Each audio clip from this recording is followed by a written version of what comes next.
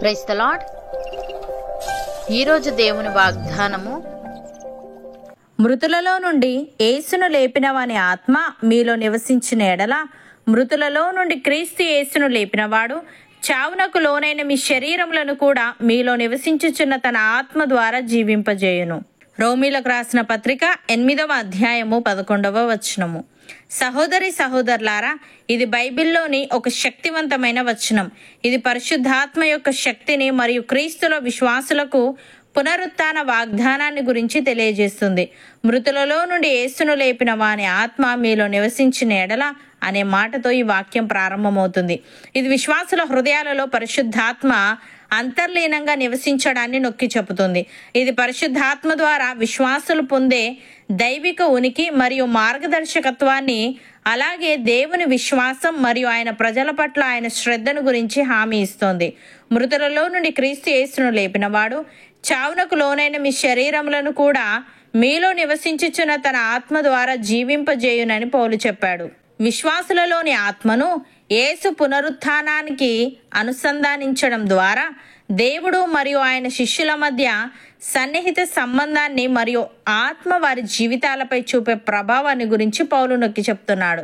ఇది విశ్వాస యొక్క పునరుత్థాన నిరీక్షణ యొక్క భవిష్యత్తు నెరవేర్పును మరియు వారి శరీరాలు మహిమా రూపాలుగా రూపాంతరం చెందడాన్ని సూచిస్తుంది. ఆత్మ ద్వారా మర్త్య శరీరాలు అమర్తతను ధరించుకోవడం అనేది పునరుత్థానంలో విశ్వాసి యొక్క రక్షణ నెరవేర్పును మరియు దేవుని శక్తి ద్వారా శారీరక మరణాన్ని అధిగమించడాన్ని సూచిస్తుంది. భక్తుడు ఈ విధంగా అంటున్నాడు: మనము క్రీస్తుతో కూడా చనిపోయిన ఎడల మృతులలో నుండి లేచిన క్రీస్తు ఇకను చనిపోడనియు, మరణమునకు ఇకను ఆయన మీద ప్రభుత్వము లేదనియు ఎరిగి ఆయనతో కూడా జీవించుదుమని నమ్ముచున్నాము. ఏలయనగా ఆయన చనిపోవుట చూడగా పాపము విషయమై ఒక్కమారే చనిపోయాను గాని ఆయన జీవించుట చూడగా దేవుని విషయమై జీవించుచున్నాడు.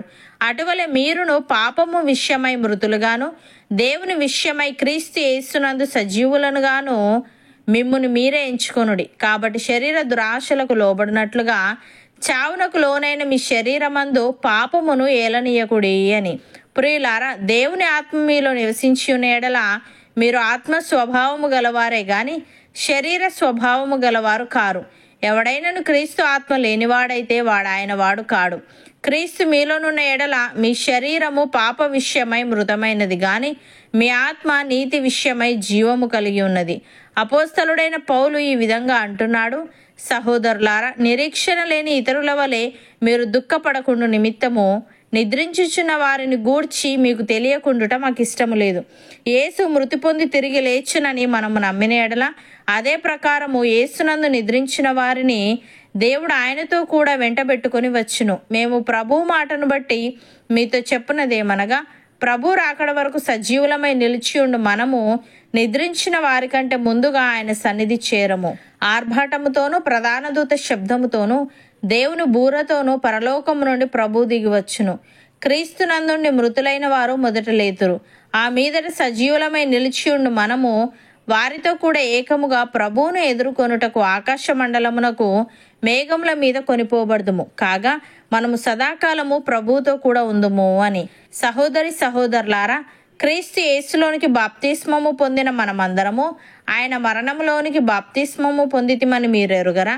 కాబట్టి తండ్రి మహిమ వలన క్రీస్తు మృతులలో నుండి ఎలాగు లేపబడెనో అలాగే మనమును నూతన జీవము పొందిన వారమై నడుచుకొనున్నట్లు మనము బాప్తిస్మము వలన మరణములో పాలు పొందుటకై ఆయనతో కూడా పాతిపెట్టబడితిమి.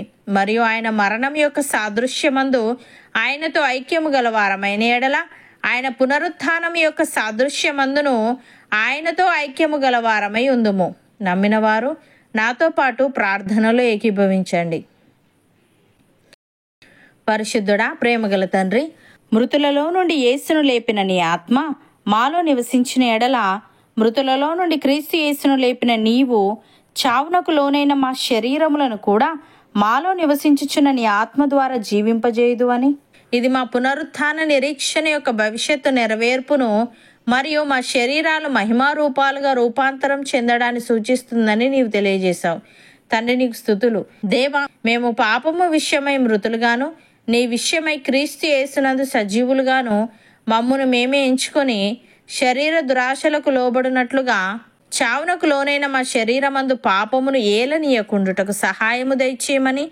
ఎవడైనను క్రీస్తు ఆత్మ లేనివాడైతే వాడు నీవాడు కాడు గనుక మేము నీ ఆత్మను పొందుకొని ఆత్మానుసారంగా జీవించే వారంగా ఉండుటకు కృపచూపమని.